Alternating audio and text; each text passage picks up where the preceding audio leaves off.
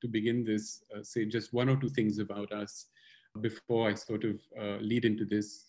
We are a small group of professionals in our own way, curators, artists, and some of us have been journalists, also bringing together editorials on South Asia lens-based history for the last decade, or just over a decade now.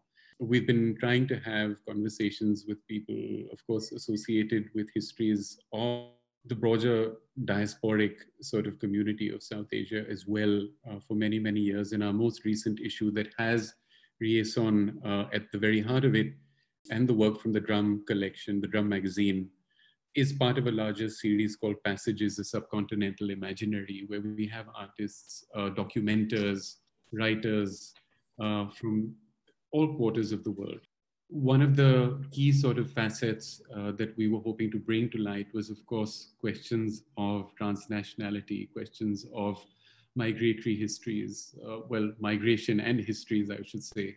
And this has been brought to light quite incredibly through an array of 14 practitioners who are looking not only at archives, which they have done, very often family histories, but also through the production, creative production of new material from their own family collections. So it's quite an array, and it's taken us about a year and a half to pull this together. So much of the history that we've tried to unearth over here, conceptually and otherwise, ties into questions of marginality and race history. And that has filtered into this project as well as queer histories. And I think where, in one sense or another, one of our mandates is to reach out and create bridges and links to people who are based, across the seas, as it were, but also in disciplinary ways. So thank you for being here. I thought I'd just, to trigger this moment, ask Riason, and maybe yourself also, Professor, when your interactions began and how, just how you've known of each other's work. Tony and I, we met, I think, when I was director of the South African National Gallery. So that was around 2009, 2010.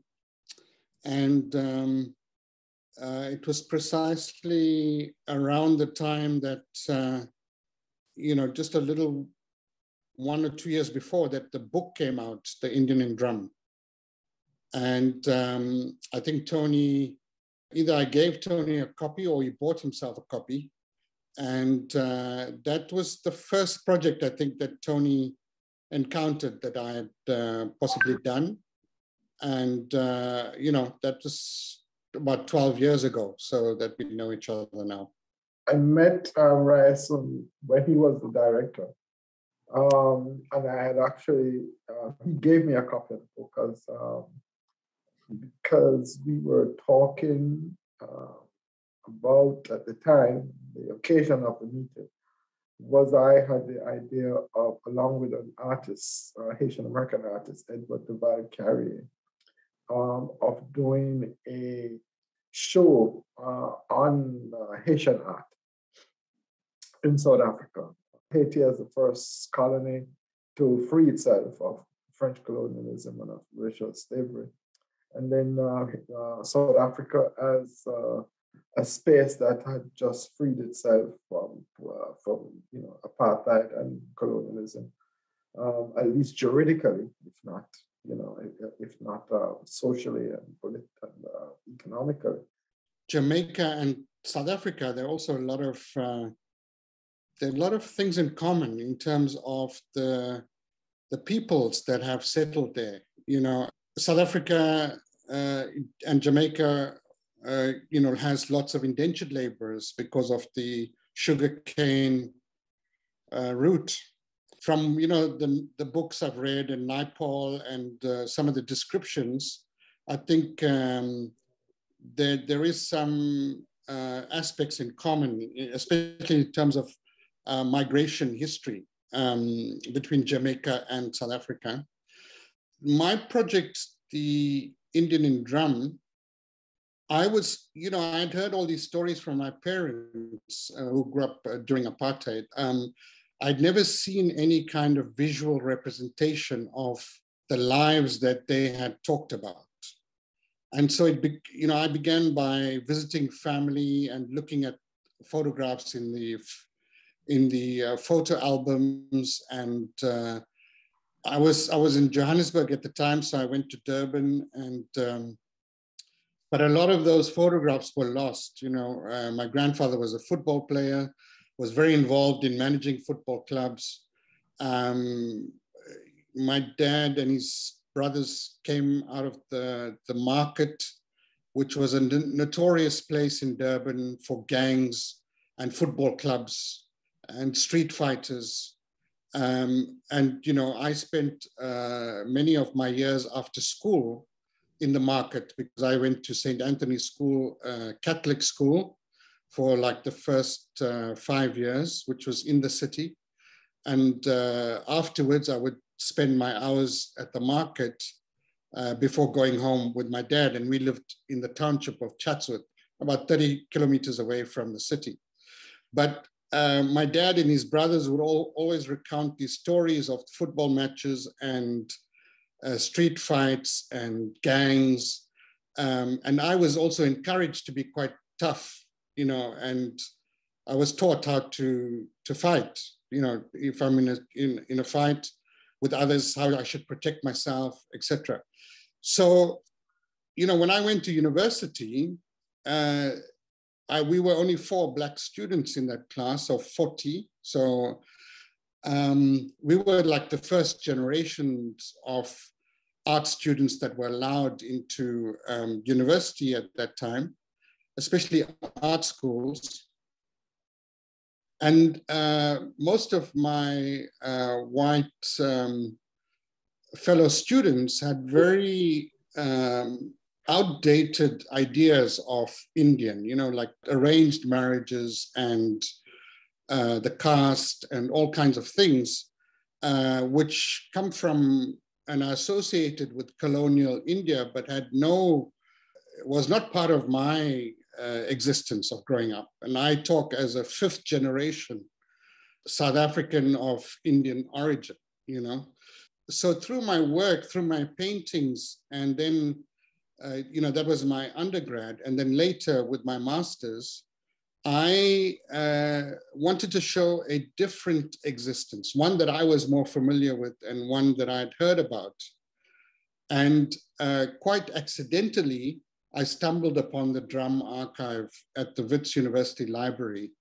You know, people had often talked about drum as a Black African magazine, and one that was associated with Sophiatown, which was legendary in the 1950s. The stories of Sophiatown, Miriam Makeba, Kantemba, Iskaya Mpashlele, etc. But a big chunk of drum, many of the stories came from Durban because there was a Durban office. So I stumbled across this treasure, and so the drum project began. And, you know, when I was flipping through these magazine pages, I was completely shocked because everybody that had discussed drum had completely overlooked the retelling of this history, which was a very significant part of drum. I would say it was about 1/3 of the content of drum that came out of South Africa.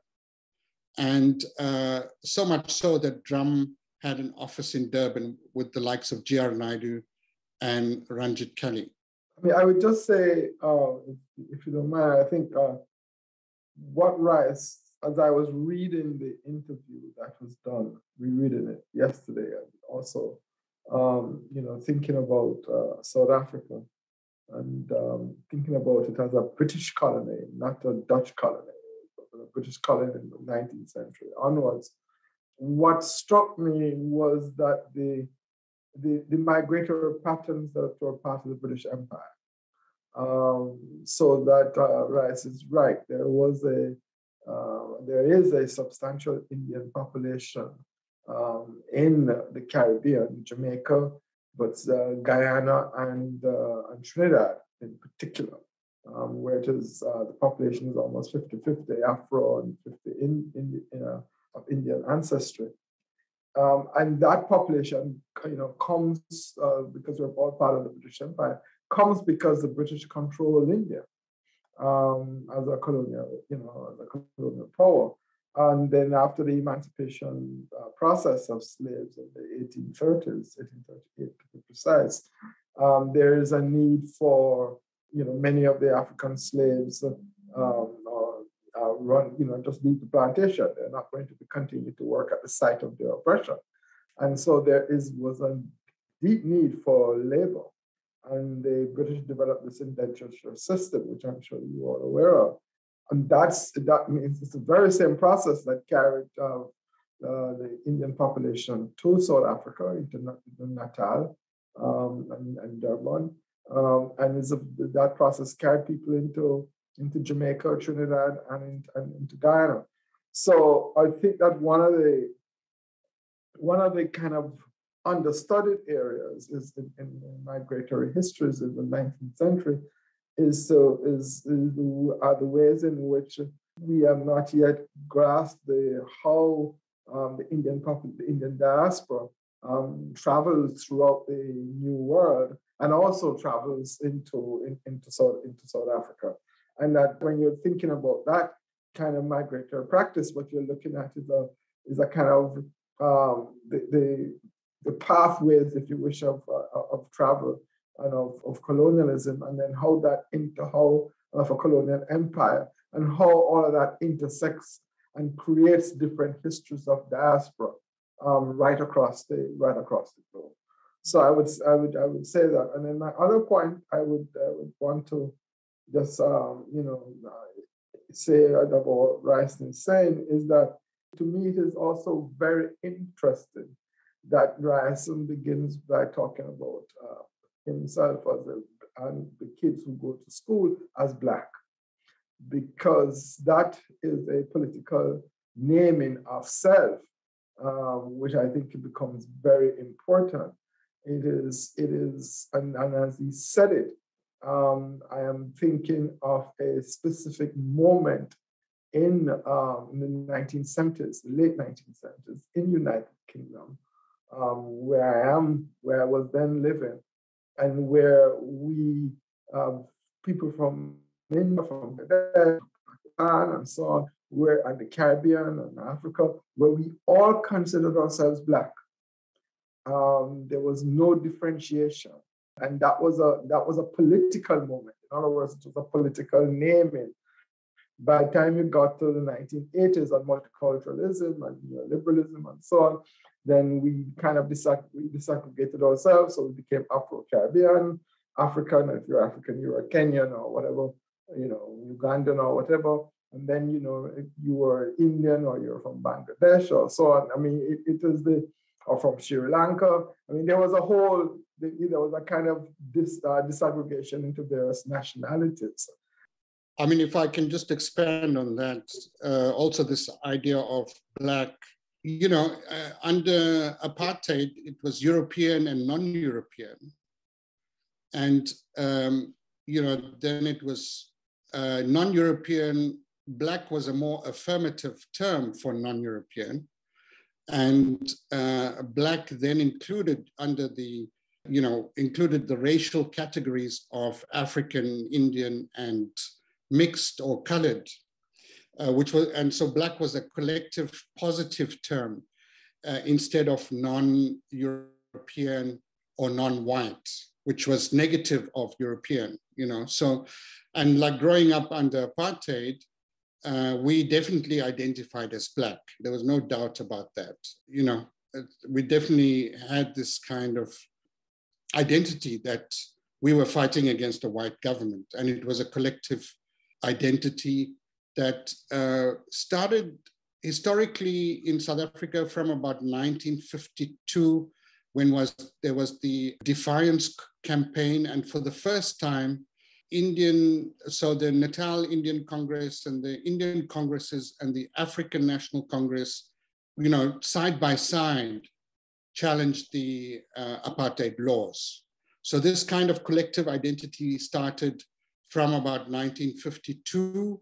And then, of course, many of the activists from the Indian Congresses joined the African National Congress. So then there was this idea within the African National Congress, which was the Liberation Party, of non-racialism. This was very strong, because there were also white activists that were part of the party, etc. And many of the activists, or those who went into exile and those who were very active in the party during apartheid, still retained this idea of non-racialism. It was very much part of the identity of the party. Sorry, I'll just come in very briefly over here. There's certainly a couple of things that struck me as you were speaking, and maybe they're kind of anterior to what's being talked about. But I wanted to know if it's possible, a little bit about the position of the unearthing of these histories as you talk about them. Because at the time at which, they're sort of, let's say in the 50s, as you mentioned, they're being conceived of and they're being talked about, which, is in a sense for India post-independence period, is also, the making of a national identity, the making of a new nation, at least here, at least in India, I'm talking specifically. So I wanted to know, as maybe from Riason and from the professor, if I may, what is the sort of understanding of these histories today vis-a-vis the national? That's one kind of a question.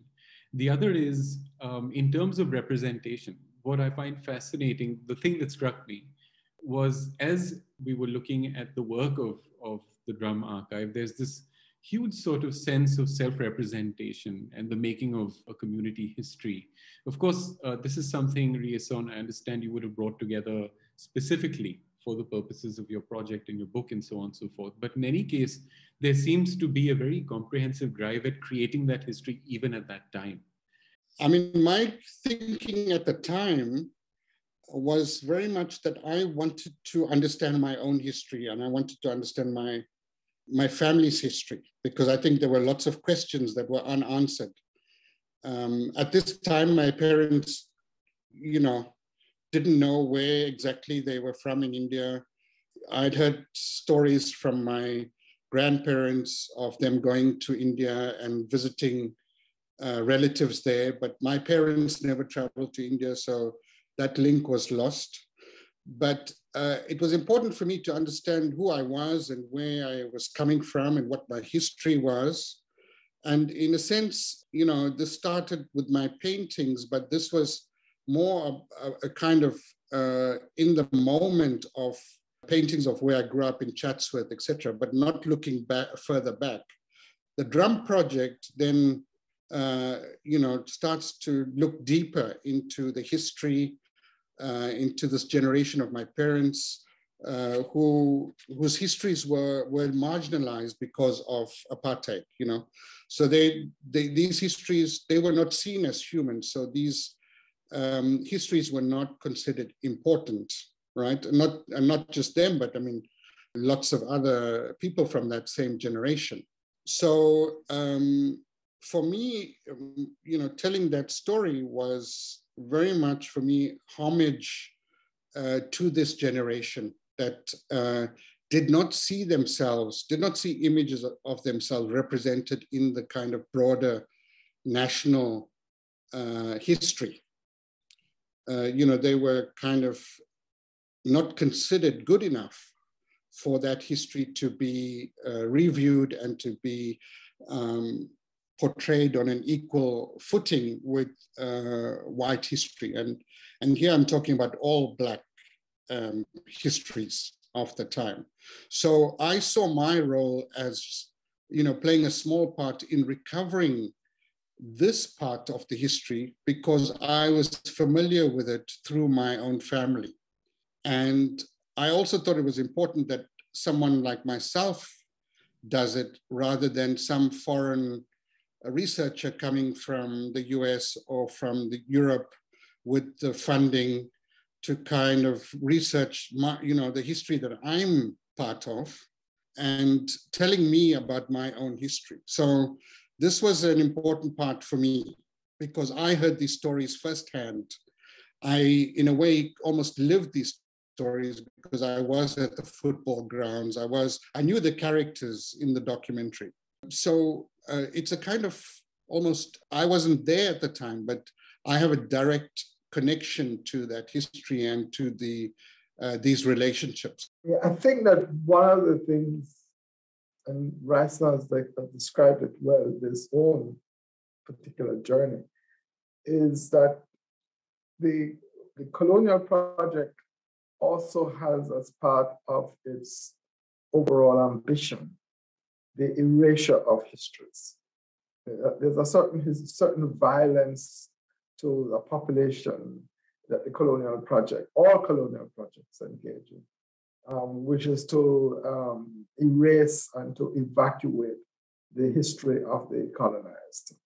And they have to do that because only human beings have histories. And if you are a colonized person, you're not supposed to be fully human. Therefore, ipso facto, you are not supposed to have a history. And therefore, the struggle to actually find these histories, to make foreground these histories of ordinary communities that are under colonial and apartheid was, in my view, a certain kind of extraordinary violence that had its roots in colonial, in both the Dutch and the British colonial projects, means that the question of representation becomes extremely important. And so that when you see, I looked at some of the stuff on some of the photographs and so on yesterday, what you are seeing is people representing themselves. And that representation of themselves is a certain kind of self-fashioning in opposition to a certain hegemony of white supremacy, which comes out of the colonial project. When I became attracted or heard about the anti-apartheid struggle and so on, one of the things I heard about in high school, but I didn't see it at the time, was Drum Magazine. And in fact, on my very first visit to South Africa in 1994, during the elections, one of the first things I was asking people about, where can I get a copy of Drum Magazine? If I can just add a few words there, I think what made Drum so special very early on from 1951-52 was that it employed Black photographers and writers to tell the stories. This made all the difference. This completely turned the representation around, because previously you had white writers and photographers, and we still see that today, telling Black stories. And so Drum was very strategic as well, because in Johannesburg, they had mainly Black writers and photographers. In Durban, they had mainly Indian writers and photographers. And in Cape Town, they had mainly, colored writers and photographers. So in each of these provinces, those racial groups are in majority. And so these writers and photographers had access to their own communities. They could tell stories and capture images that white photographers did not have access to and did not have experience of. So they were telling these stories from the inside. And this is what made Drum very, very special from the 1950s. This was almost, I'm not sure if there are examples around the world of a magazine like that from the 1950s, where there was this kind of very contemporary, very urban kind of representation, and by Black writers and by Black photographers themselves. Yeah, thank you, Riason.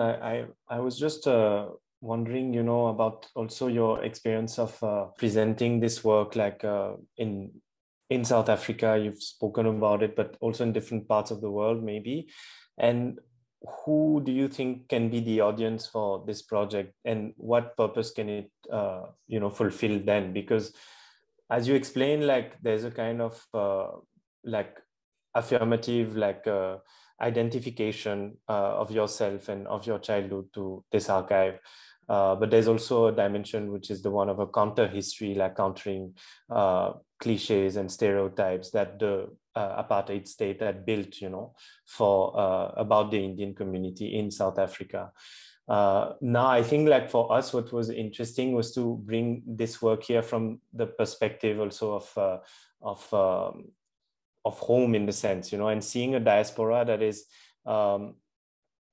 another context than the one like in the America or in the metropolises, of like the colonial power. I mean, look, I think Indian diaspora in the US today it's very different to the one in South Africa that has many generations. Since, for example, 1860 in Durban. And there is even a longer history with Dutch colonialism in the Cape, because about 80% of the slaves that come to the Cape are from India. But this population is very integrated into the Cape population. This is from the 17th century. This I only discovered when I got to the Cape, because I thought, the first Indians to arrive in South Africa were in the colony of Natal. But if you look deeper into the history of South Africa, you'll see that 80% of the slaves in the Cape arrived from India. And I think there is a population in the Cape called the Malay community. And I think many descend from India and Indonesia and Malaysia. The majority of the Indians come from quite a tough history of indentured labor. And indentured labor replaced slavery. So when they arrived, they had to build their own accommodation. They had dreams of something better, but I think it was the day-to-day realities was quite tough. Even though under the British Empire, everybody was meant to be equal after the abolition of slavery, new laws were implemented to then discriminate. It's very different to, I think, the diaspora in the US, which comes first, second generation, and quickly climbs up the corporate ladder through IT and through other fields. This is a history that's very steeped in the struggle of the Black population in South Africa.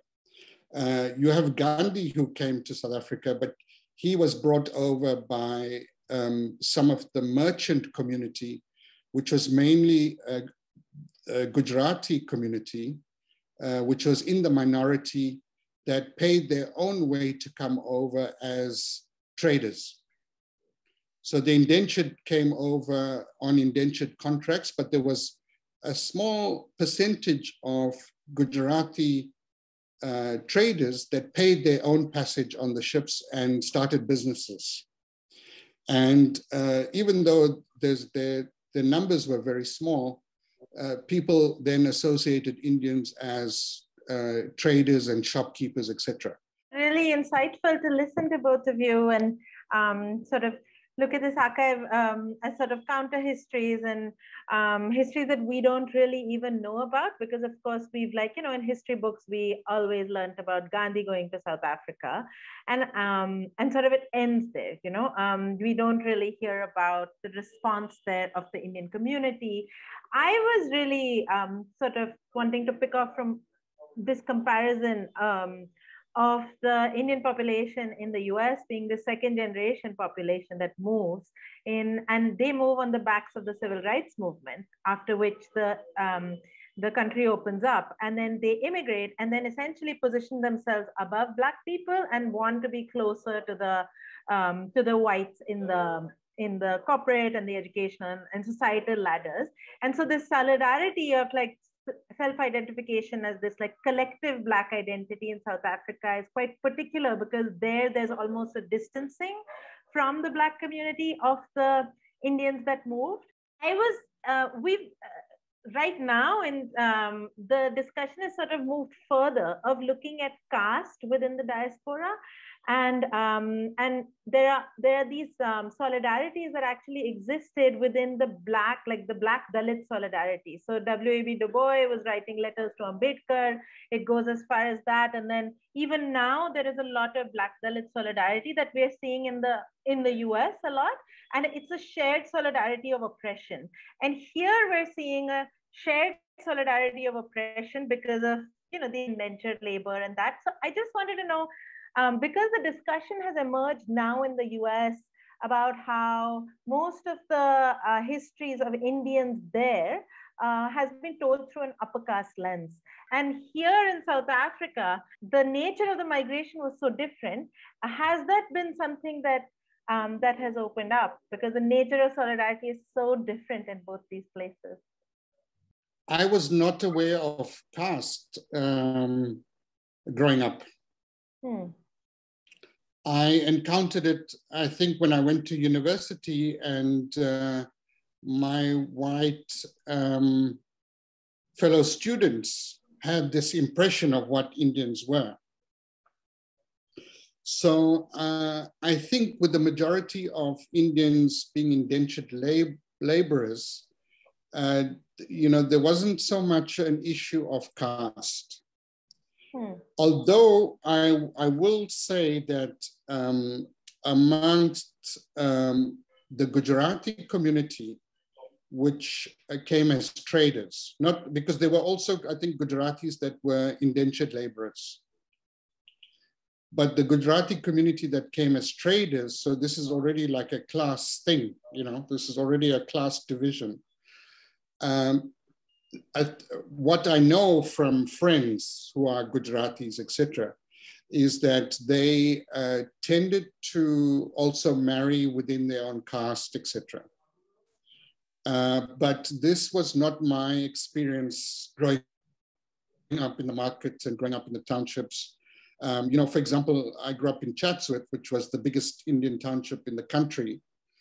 And you know, that we were Muslims and Hindus, and it was actually very harmonious, let me say. In more recent years, there has been, I think, a division between Muslims and Hindus. When it comes to America, I would say to you that is, you are absolutely right, and that I did a program about a year ago in which we were trying to think about Dalits and Blackness, and trying to think about why is it that the stereotype of Indians in the United States is not about Dalits, it's actually about an upper caste, right? And so that how do you rethink the Indian population, which is what I was trying to allude to. How do you, so not in the stereotypical way of the person who climbs the corporate ladder, but of the person who actually has not been, successful in quote unquote with the American dream. Not because they can't, but because of a certain set of barriers that actually exist. And then the final thing I would say is that there are recent efforts to think about the Black population in the United States through caste terms, which means that you're using India as the model to think about whether or not they are from African American population. And that is a long history, quite frankly, intellectually, with people like Oliver Cox in the 1960s and so on, who is a Trinidadian sociologist who came to study and stayed here. So he would have had a certain thing in his mind around caste systems and the way in which class and caste may have operated in Trinidad, or where some people reimagine themselves in a certain way. So there's a new book came out about a year or two ago in which people are trying to think about African American race. Isabel Wilkerson. Race and class as race, class, and caste. But Oliver Cox was really attempting to do this in 1956, 1960. So, what you're saying is right, but which all points to me to a certain complexity in trying to think through both histories and contemporary, that we have to always be careful of not making broad generalizations, because populations are not homogeneous, that they are actually pluralistic in many ways, and carry with them different histories of themselves from which they come. Yeah, this idea of caste as a measure of sort of looking at the Black history. I mean, given that caste comes from casta, a Portuguese word, and being symbolic of segregation. And this is something, I mean, I think it's that research has gotten activated again. And I was when I was reading the interview yesterday, and the role of Gandhi in South Africa, and how the perception of Gandhi over discourse has also changed now here, that his association with untouchability, his association of persecution, his solidarity was with the Indians, but he actually did not see himself as equal with the Blacks. And so how does that also come into being in a situation like yours, where for you it's a collective identity?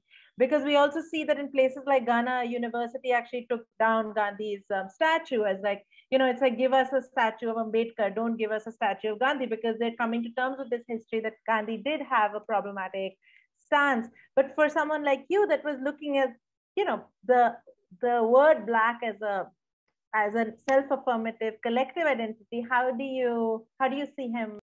Well, I mean, we grew up with Gandhi as a hero.